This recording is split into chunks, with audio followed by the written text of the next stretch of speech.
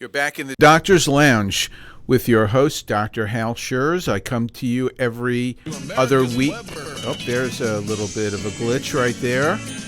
Yeah, thank you. We come to you each week, myself and my co-host, Dr. Scott Barber, and we bring you the information that you need so that you can advocate for your health care and the care of your family. We talk about the issues that doctors talk about in doctors' lounges all across the country. Nobody's going to doctors' lounges anymore, of course, because of COVID. But nonetheless, this is what we talk about on our blogs and in chat rooms and on the social media platforms. And we try to bring you up to date, up to speed on all the information that you need so that you can be an informed consumer of health care. The Docs4PatientCare Foundation supports this show and does a tremendous amount of work so that we can support the doctor-patient relationship and fight for healthcare freedom for Americans all over the country. Go to our website, www.d4pcfoundation.org. That's D4PCFoundation.org, and contribute $5 today. Just give $10, but anything that you give is going to come back to help you. And in this show, we're going to explore why your dollars that you give to this tax exempt organization, that you can deduct this from your taxes, how this is going to benefit you, because we have doctors who are fighting for you, the patients, every single day. And my guest today is a dear friend of mine, colleague, somebody I've worked with for over a decade in fighting the battles in Washington and elsewhere for healthcare. Who is now the president, has been the president of the Docs4PatientCare Foundation, and that's Dr. Lee Gross. Lee, welcome back into the Doctor's Lounge. Lee, you there? He's not there, David.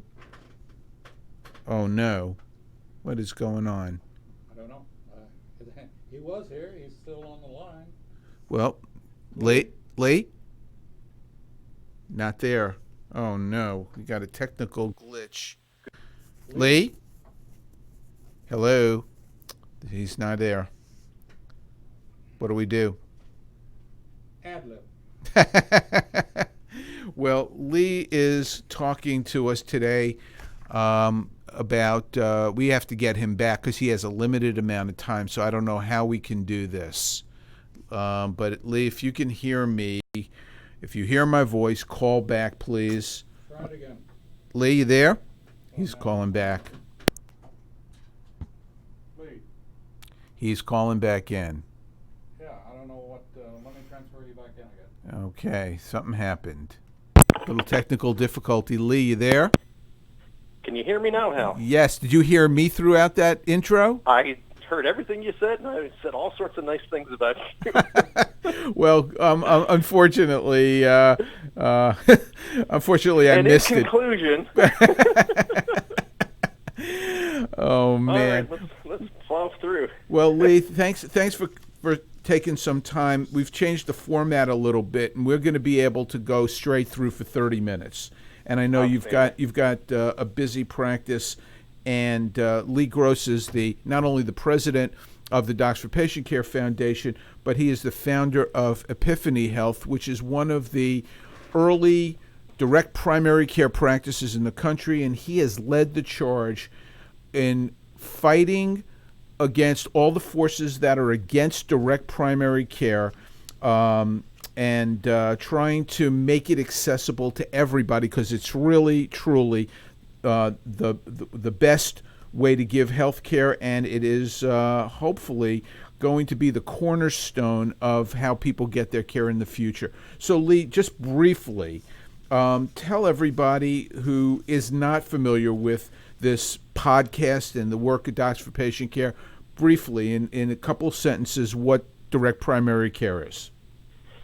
Direct primary care is an insurance-free, third-party-free, free market healthcare solution that provides affordable access directly between a patient and a primary care physician. So it's a direct contract between a doctor and a patient, usually for a fixed, flat, low monthly fee for essentially unlimited services, unlimited technology visits, unlimited in-person visits, and usually anything that's done in the office is included in the membership fee. So for us, that fee is as low as $65 a month for adults and as low as $10 a month for children. And after that, there's no charge for anything in the office. So, Lee, you accidentally found your way into this, which now has become one of the fastest. I like to tell people that aside from hospitals buying up physician practices, this is the fastest growing healthcare delivery model in the country. Yeah, so it took Starbucks about 17 years to get to 17 stores, and we've gone from just a handful of practices to well over 1,500 practices in about 10 years. And people are who are skeptical about direct primary care change their mind very quickly, and that's because they get better care, don't they? They get better care. It eliminates obstacles. It eliminates a lot of the fee-for-service stuff that happens in primary care. I'm not necessarily opposed to fee-for-service, but there are certainly some things that can be done more effectively by eliminating any financial barriers. So, one of the things we talked about off the air is that, in the midst of this pandemic, we were just able to flip a switch and convert our entire practice to an online practice, and we were able to convert in-office visits to in-parking lot visits. We didn't have to care about what the insurance company said, and we didn't have to wait for Medicare rules that allowed us to change our billing practices. We just did what was best for patient care. Gave us great access to rural health care, and so it really does improve the efficiency and quality of the interaction between the doctor and the patient. Happier patient, happier doctor, makes for a great combination. And here's the softball, one of the softballs, okay? Because I'm going to be the ignorant person who knows nothing about this. Oh, this is concierge care, isn't it? This is concierge health care.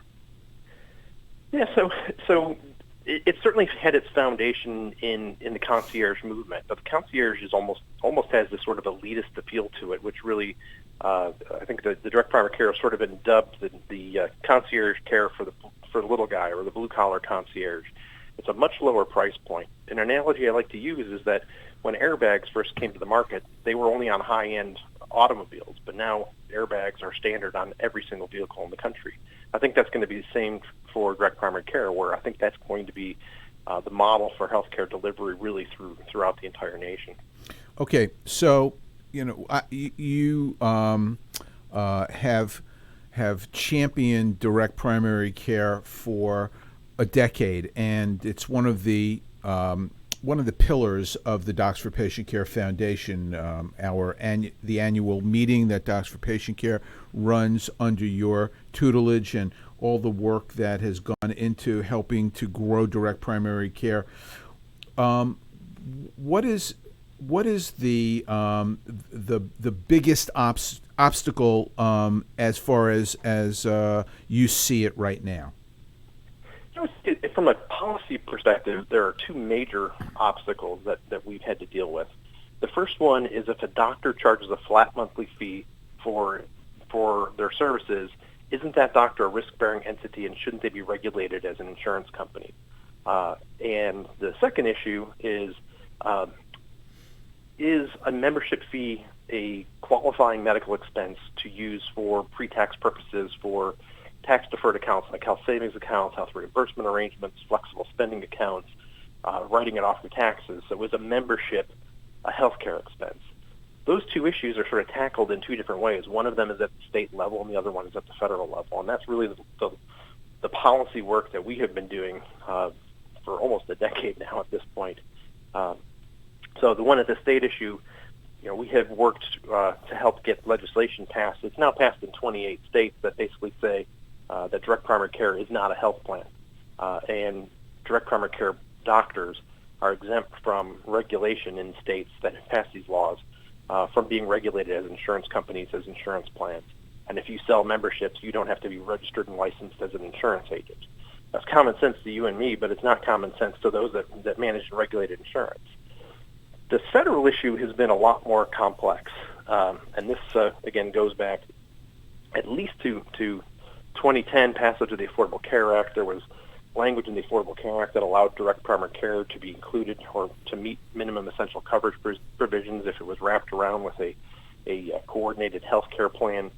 And then going back into 2014 with the IRS Commissioner John Koskinen, he had written a letter, an opinion letter, that said that in his opinion, direct primary care was a health plan, and a health plan disqualifies the usage of health savings accounts. That's just a very, very particular intricacy with health savings accounts is when you have a health savings account, it has to be paired with a qualified high deductible health plan. And you can only have one health plan with a health savings account. You can't have two. So if you call the direct primary care, if you interpret it as that being a health plan, that technically would be a second health plan, and therefore disqualifying you not from using your HSA dollars, but from contributing to your HSA. And so that's one of the challenges we've been trying to fix now for many, many years.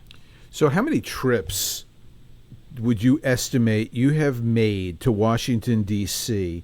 to try to fight this battle? I would probably estimate it at least 20. And that's really taking time out from your very busy practice. And I want everybody to understand that this is the kind of work that Docs4PatientCare is doing, and it's truly a labor of love. It's not self-serving, although it does benefit direct primary care doctors, but more importantly, it benefits the patients.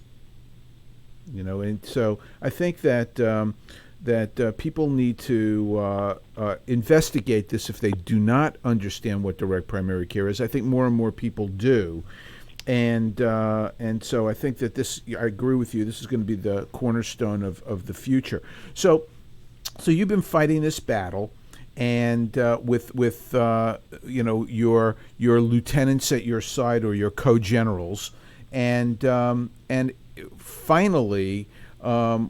We have a friendly administration that is willing to listen. So tell everybody what recently has happened.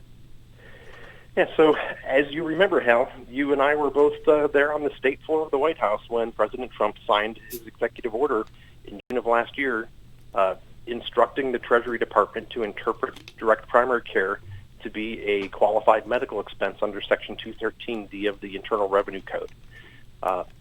And so he instructed them to, within 180 days of the signing of that order, June 24th, that the Treasury should put forth a rule, as allowed under existing law, to change its interpretation or to specify its interpretation that direct primary care is, in fact, a qualified health expense.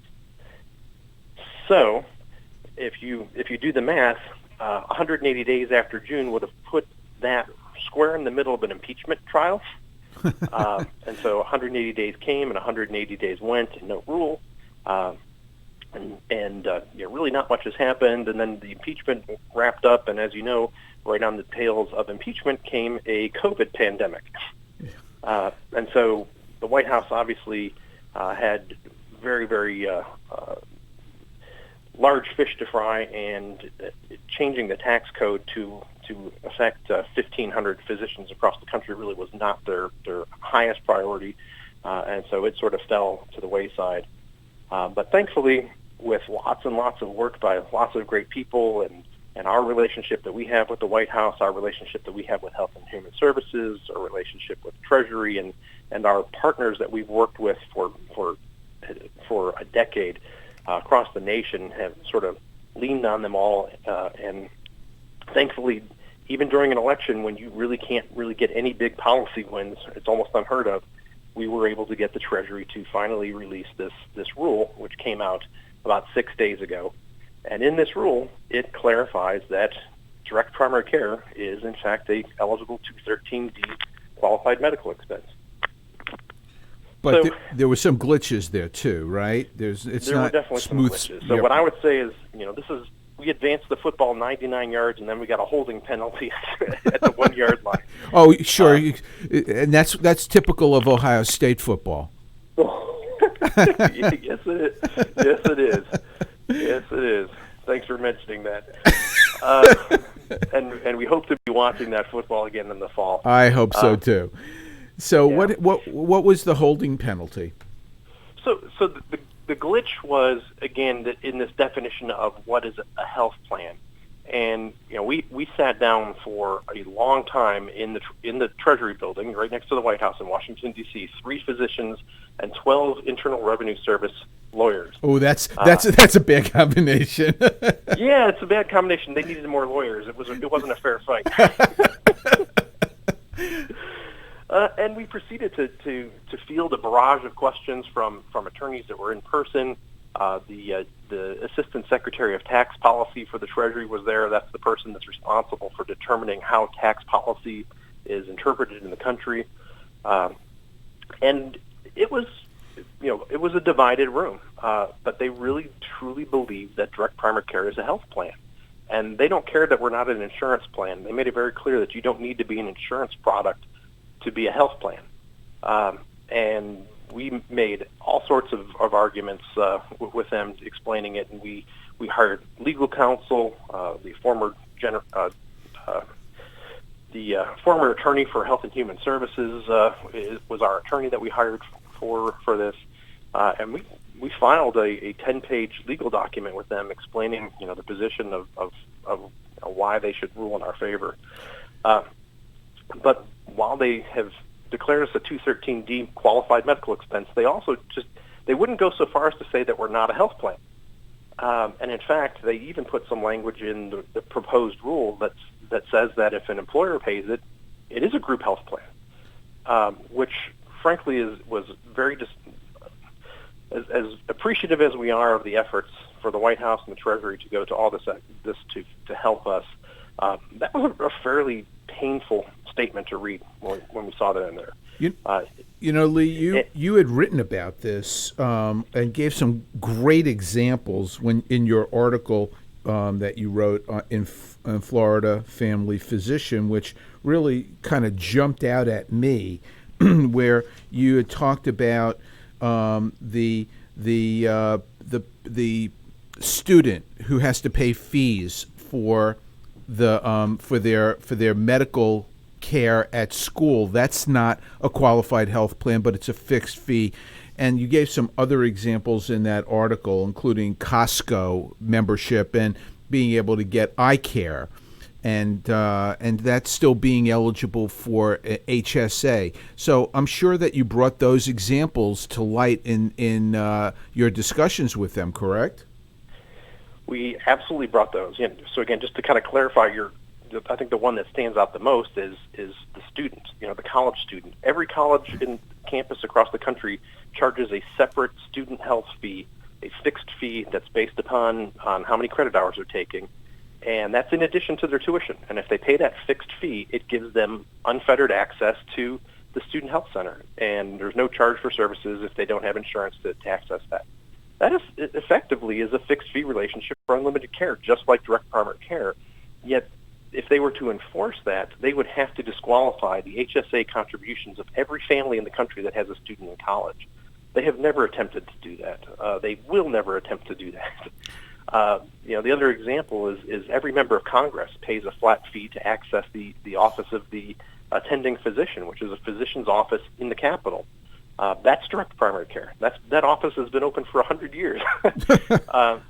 And so, I think, and the point that I tried to make to them is that if they go and try to enforce DPC being a health plan, they will have painted themselves into a corner that they're, quite frankly, not going to be able to defend because their enforcement is inconsistent with their history. So, Lee, the Deputy Secretary made it very clear that they're dealing with tax policy that was written in the 1940s, and they're having to interpret 1940s tax policy and how to apply that into healthcare delivery in 2020.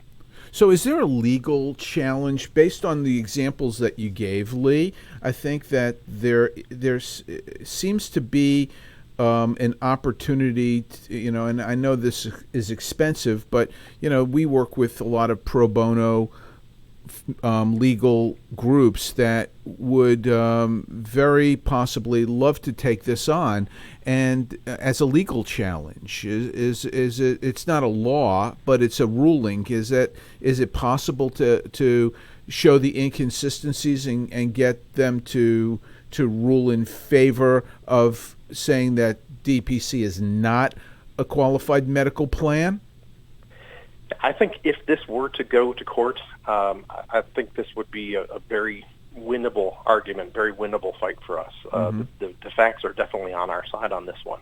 The problem is that the IRS has never, in any way, shape, or form, attempted to enforce this. Yes. They have never gone after somebody for using health savings accounts to pay for direct primary care. But it's an impediment. So technically, nobody has standing to file a lawsuit. Yeah. But once the very first time they do, that's a case that will absolutely be taken up and fought.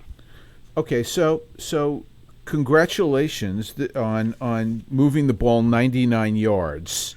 So let me tell you what the rule does do, because we talked about what the rule didn't do, but what the rule does do is it allows you to use health reimbursement arrangements to pay for direct primary care, so your employer can give you dollars to pay for your membership.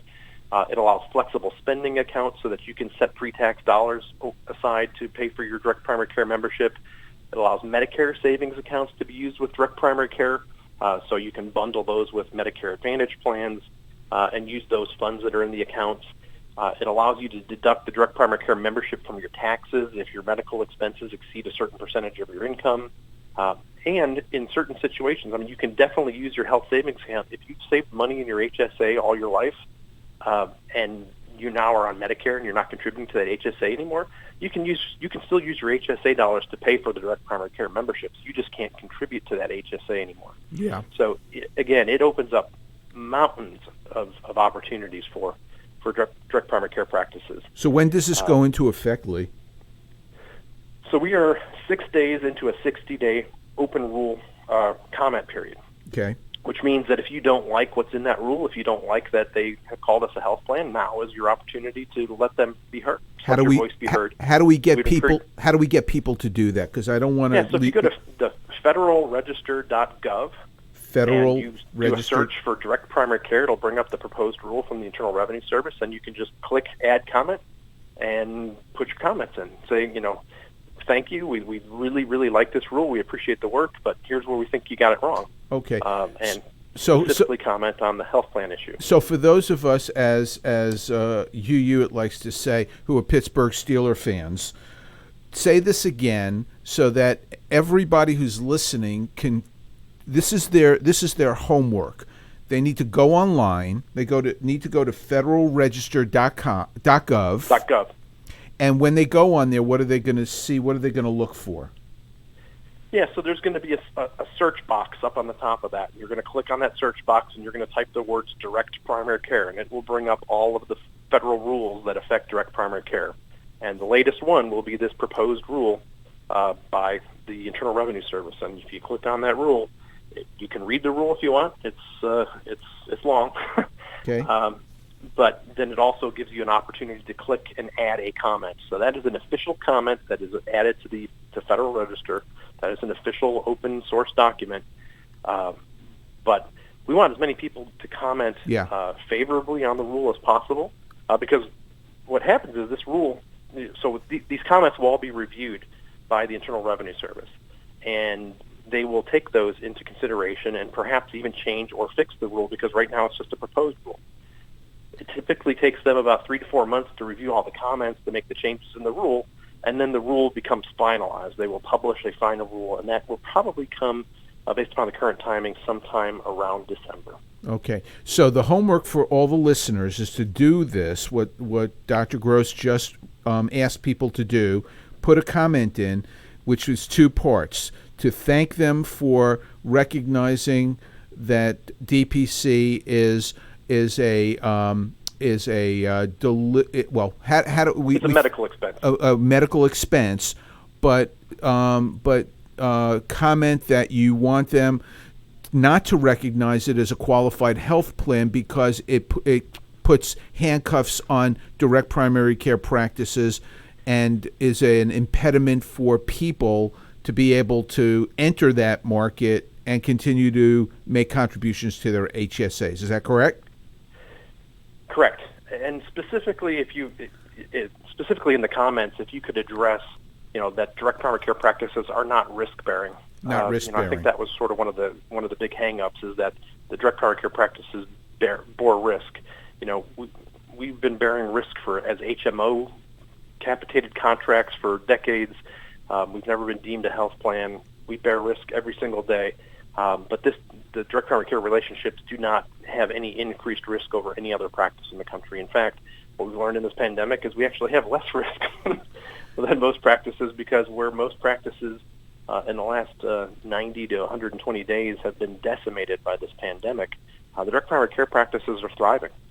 So tell us, I know that you're going to have to go in about 4 minutes and go and see patients, but tell us about your experience during the pandemic. And you said offline that you have a little bit of survivor's guilt. You said that tongue in cheek, because you're actually able to, you're thriving because you're able to offer something that others can't. Yeah, so where most practices now are laying off employees, because who knew we'd have a healthcare pandemic that basically puts all the healthcare workers out of business, but that's exactly what we've managed to do. But a lot of these practices, the patients were afraid to come to the office. Elective procedures were canceled. They had to follow insurance company rules in terms of technology visits, televisits, and it took Medicare every bit of a month to change their rules to allow people to do technology visits, because prior to that you might get paid $5 to do an office visit over the telephone, right? And you can't survive on a $5 office visit, right? And so what we did is, on the very first day, we flipped a switch and we converted all of our visits to technology visits. We did video visits, we did Skype visits, we did Facebook visits, we did parking lot visits, we did work visits, and we didn't need to wait for any permission. We didn't need to wait for any approval. And what we found, where we thought patients would, because they lost their jobs, they would be dropping their membership in our program, what we found is that they found this very valuable. And the last thing they wanted to do during a medical pandemic was cut off the relationship with their doctor. And so this was actually, you talk about essential workers, this was an essential expense in people's budgets that they were not going to touch. Right. And so what we did is we gave economic relief to those patients that did have true financial hardships. We gave 30 days free for anyone that called us up and said that they were having financial problems. And typically after that 30 days, they usually qualified for unemployment and were able to sort of continue their membership with us. So in fact, like I said, we're in a growth mode. We're hiring doctors. We're adding 2 doctors to the practice. Congratulations. Thank you. That's wonderful. That takes us up to 5. In 2 separate locations, and we continue to provide great rural health access. Where in many areas rural health has been decimated. Rural hospitals are closing in the wake of this pandemic, and again, we're seeing great success in the model. And I think this is being held up as one of the key solutions. And interestingly, when Medicare changed all their rules in the pandemic, in emergency fashion, they really did sort of model it after what we were doing. We talked with them and gave them ideas on what we were doing right, and they changed the rules so that more people could do what we were doing. Well, this pandemic has offered or has created opportunities that hopefully will be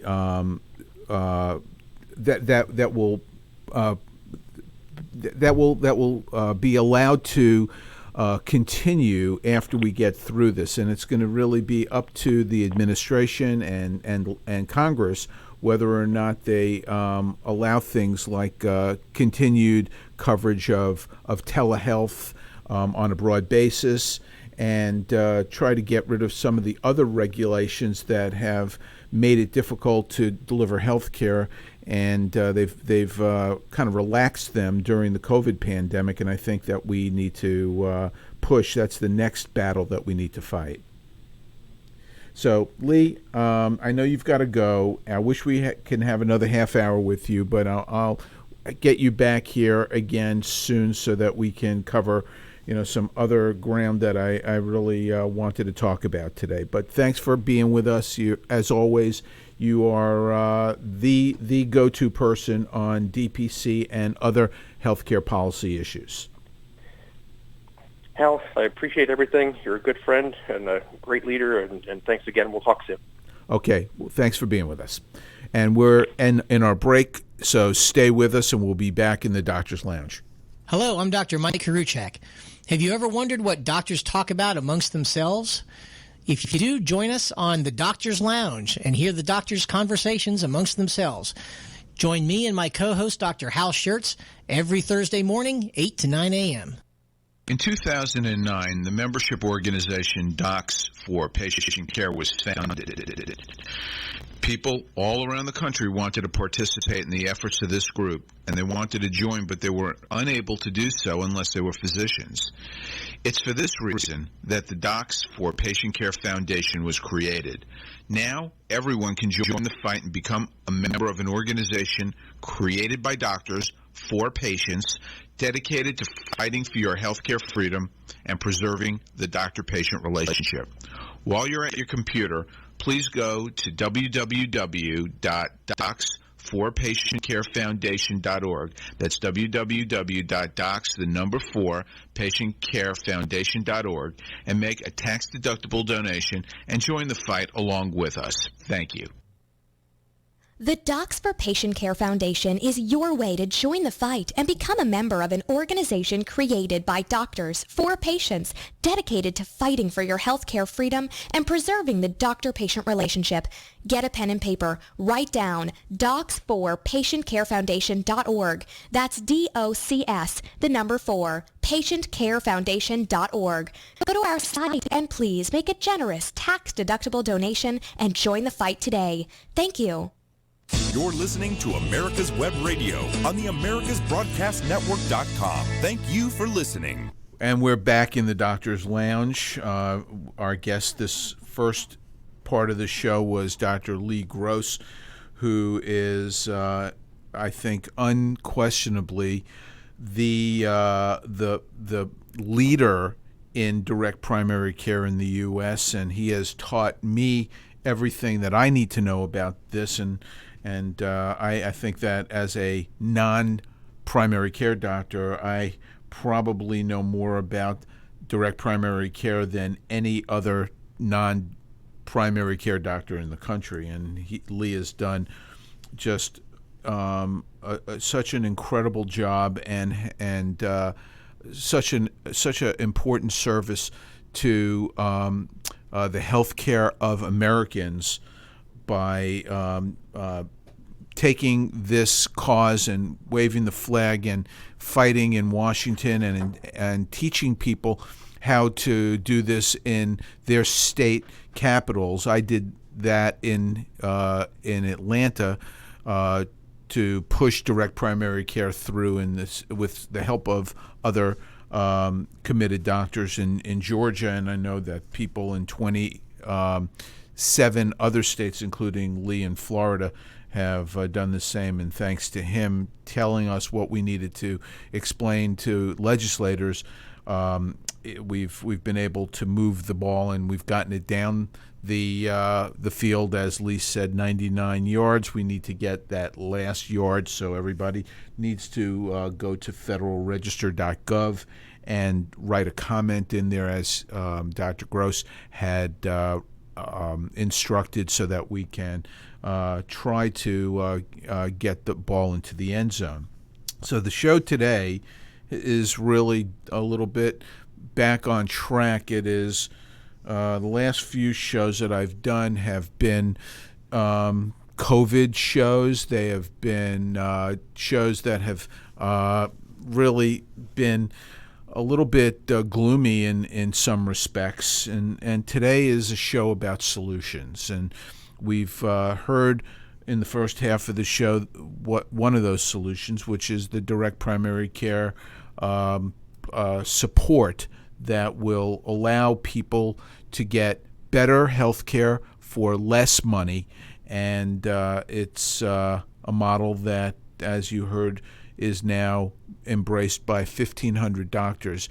Without direct primary care, I would have to tell you, and honestly, I believe this, that family medicine will disappear because nobody's going to go into that field simply because they cannot make a living. And those who are taking care of patients primarily will be working for hospitals, which brings me to my next point for solutions. So in this pandemic, the hospitals have been very, very bad actors. The media and others are holding hospitals up as really the heroes in this pandemic. It's not the hospitals that are the heroes. It's the doctors and the nurses and the support staff that are the heroes. The people who are in the corporate suites are not heroes at all. In fact, they are opportunists. They are doing the best they can to protect themselves and their business, and they really are not protecting patients. And I can't overemphasize enough that one of the problems that we face in healthcare is the transition of care from private care, from the private practice of medicine to hospital-based, hospital-run healthcare. It is inferior care to personalized care that people get in their private doctor's offices.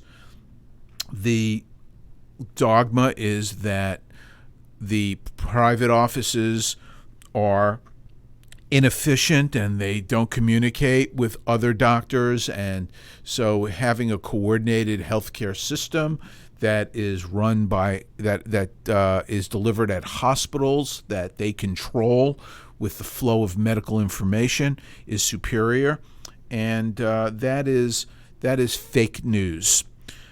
The fact of the matter is that doctors like Dr. Gross, or like myself, who I manage the largest urology practice in the Southeast, we deliver care that is, in my opinion, superior because we are aligned with our patients. We don't have any ulterior motives. We do not need to answer to a hospital administrator about what kind of tests we're running or what kind of surgeries we're doing or not seeing enough patients in the course of a day. That's what doctors who are owned by hospitals have to face. And the hospitals have been very bad actors in this COVID emergency.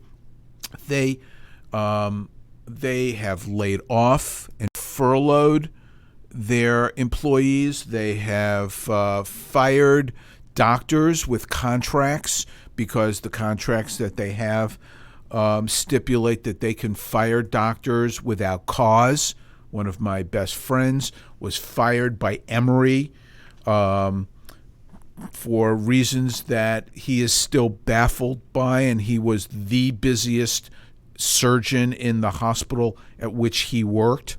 In fact, he was busier than all three of the younger surgeons that they brought into that hospital, that he brought into that hospital combined. So once again, three doctors were not as busy as this one doctor, and yet they fired the doctor. Why? It doesn't make any sense. But he had a big salary, and they were able to get that salary off their books. And these are places that are not devoted to healthcare. They're devoted to their business model. What's their business model? Their business model is to make money, feather their own nests, and to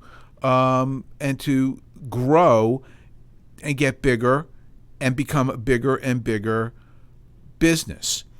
Now, I said this is the solutions show, but I have to point out why this is a problem and then what the solution is. And the problem is that hospitals are, for the most part, non-profit enterprises.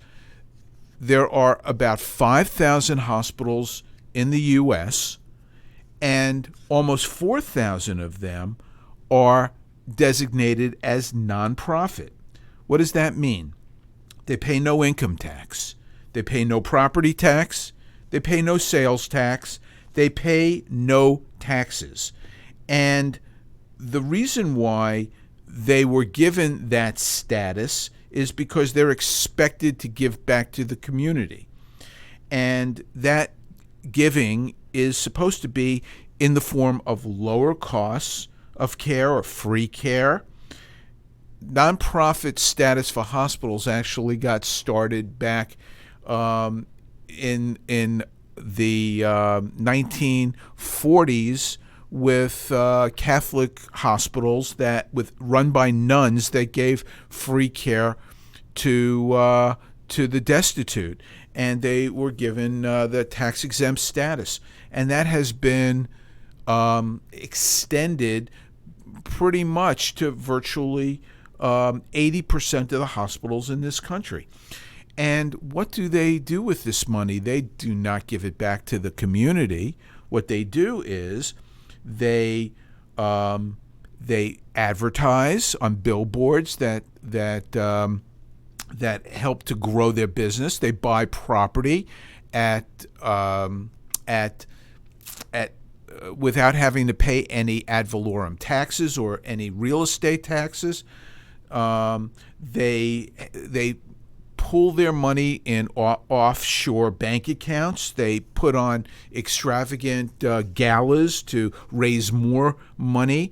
A non-for-profit status simply means that the business does not distribute the money that they get to shareholders. But it does not mean that they can't get bigger and grow and pay themselves exorbitant salaries, despite the fact that nonprofits should not be doing that, because part of a nonprofit, a 501c3, says that no part of their earnings is allowed to inure to the benefit of any private individuals, and this specifically includes earnings and excessive salaries.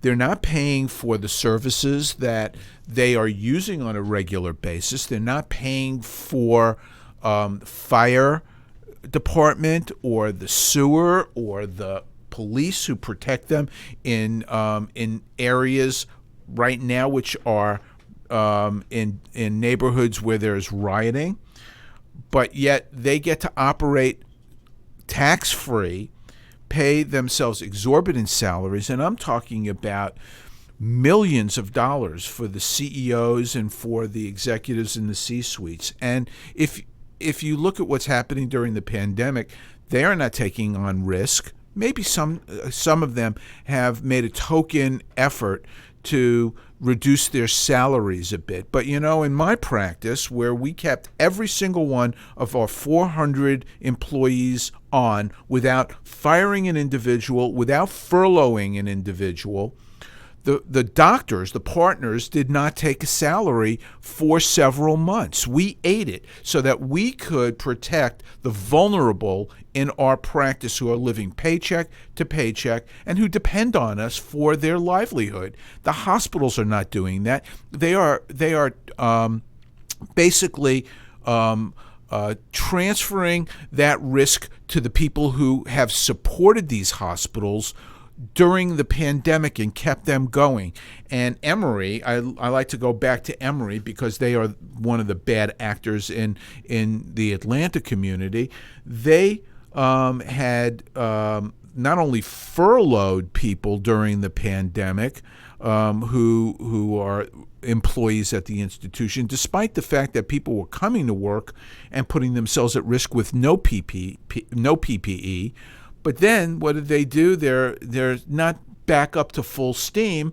So they a couple of weeks ago fired several thousand employees to make up for the shortfall in revenue. Forget about the fact that this is an institution that has billions of dollars in its endowment, and how dare they fire people who put themselves at risk and who are dependent on these institutions for their livelihood. When you've got the C-suite people who are not getting fired, and they may have taken a token slight decrease in their salary, but I can assure you that somebody who's making $5 million a year and not taking a salary for a month or two is entirely different from somebody who is making $24 an hour and needs that job.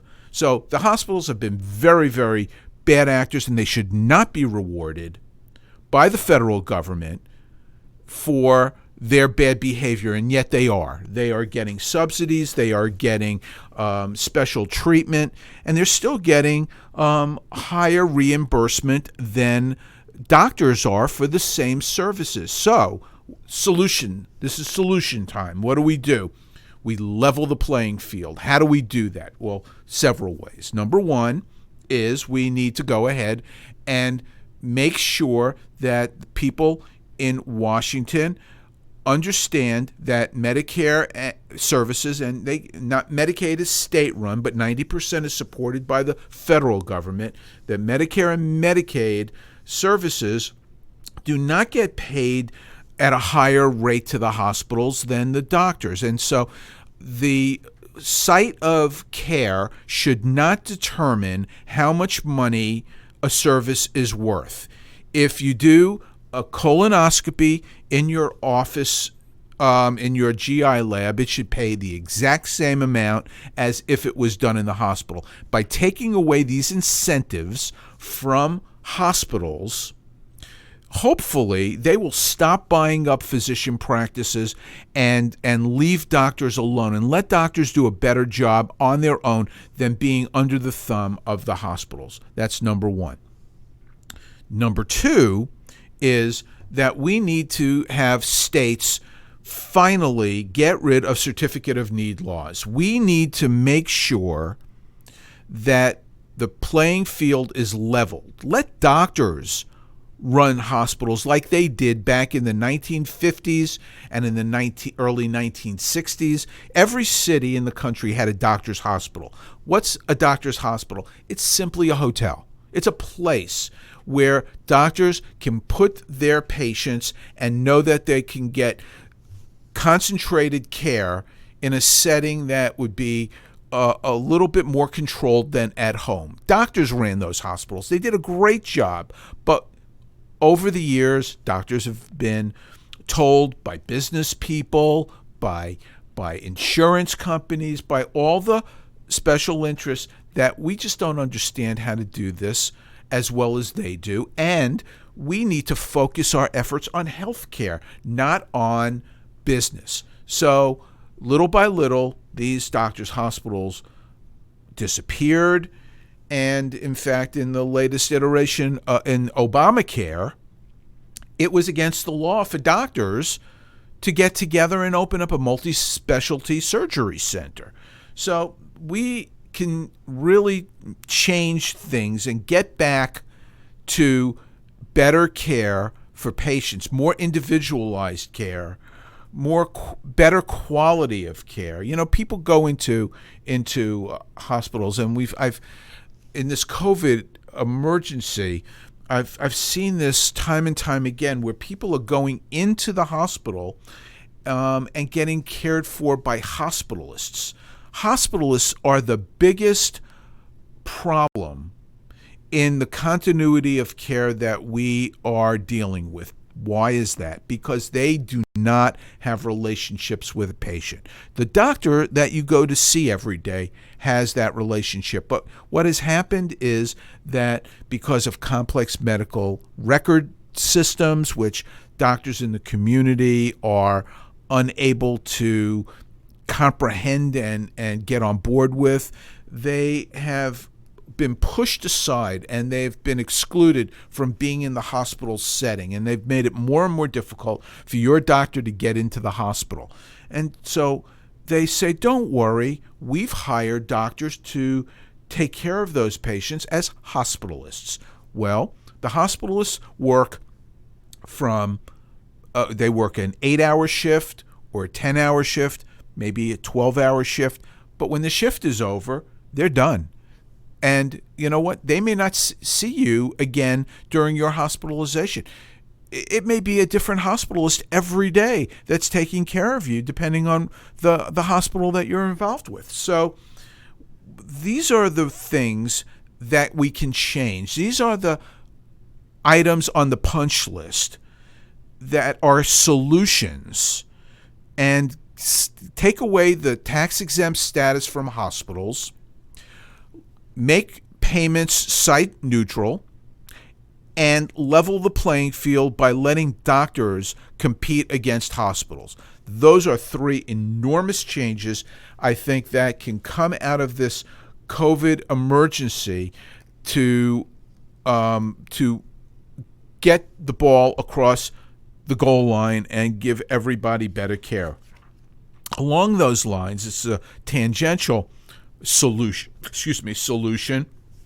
would be for price transparency. There is a lot of people who are fighting for price transparency.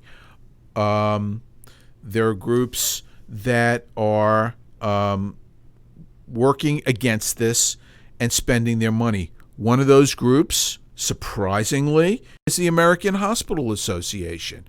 The hospitals are giving money, the nonprofit hospitals are giving money to the American Hospital Association, and the American Hospital Association is lobbying Congress and state legislators to keep the status quo, to keep the certificate of need laws in place, to prevent price transparency. They have spent last year over 400 million. I'm sorry, that's not correct. They've spent. I have this figure here. It's an enormous figure, and I lost my number, but it is hundreds of millions of dollars of money going to lobby Congress. This is money that, once again, is tax-free money. You and I are paying for this. We're paying for them, the hospitals, to lobby to continue to keep the status quo and prevent us from knowing how much a procedure costs. We are paying to allow hospitals to have skyboxes in stadiums or offshore accounts, but yet have surprise medical billing because there were procedures that we thought were covered by our insurance which were outside of insurance, and then these same hospitals that were supposed to give back to the community are putting liens on people's houses or garnishing their wages to recoup the money that they did not get from the services that they have given. And by the way, the money that they're trying to recoup are not the true costs that they're trying to recoup. There are three different costs involved in hospitals. One is the actual cost, what it really costs to deliver care. The second is the discounted cost, what the insurance companies are willing to pay, and that's a negotiated rate between hospitals and the insurance companies, something that they do not want you to know. That's the whole point of price transparency. And then finally, there is the charge master cost. That is the make-believe charge that they say a procedure or service costs. And why do they do that? They do that so that they can write off more money and make themselves look better on their IRS forms, their 990s. So they're giving away more care. Let me say this in a way that people will understand. Let's just say a heart surgery really cost, let's just say, $20,000. For the anesthesia, for the OR, for real cost. Then there's what the insurance companies are willing to pay. The insurance companies will pay for that service maybe $35,000. That's what they're going to pay. But their charge master cost, what they have, the list price for all of the itemized things that went into that episode of care, can sometimes be over $1 million. It's just like a cash register. Cha-ching, it just keeps piling on. That's a make-believe number because that number, first of all, is list. It doesn't exist. It is when they open up a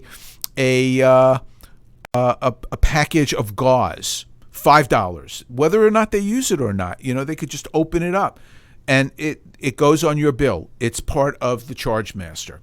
And so there are 3 different prices, and nobody knows how much anything costs. But when the hospitals go after people, they're very often going after the make-believe charges that they have put onto a patient.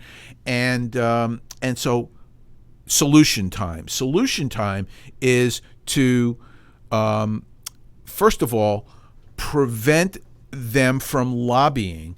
There is a law in place that they can't lobby. It's not being enforced. As I said, 80% of the hospitals are nonprofits. They're 501c3s. They cannot contribute money to the American Hospital Association and then have that American Hospital Association go and lobby on behalf of them. That should be illegal. I can't do that. Where Docs4PatientCare Foundation is a 501c3. We can't contribute money to another entity to lobby on our behalf. Why should hospitals? So, there's a lot of work being done trying to get price transparency in place.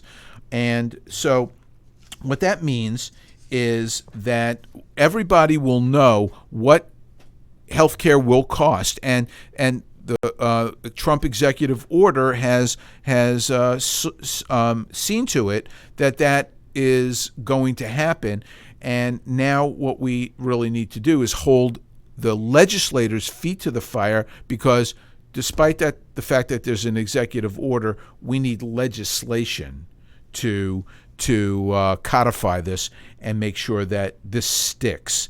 And with those changes, just those few changes to the hospitals and to price transparency, I think that we will be a lot further on in helping individuals get the best health care that they possibly can get.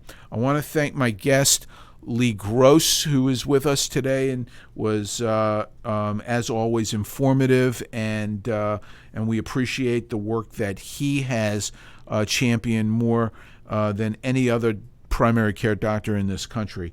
And so come back to us in a week for my co-host, Dr. Scott Barber, who will have another riveting show, and I'll be back here in 2 weeks behind the microphone. Thanks for being with us. You're listening to America's Web Radio on the AmericasBroadcastNetwork.com. Thank you for listening. The Docs4PatientCare Foundation is your way to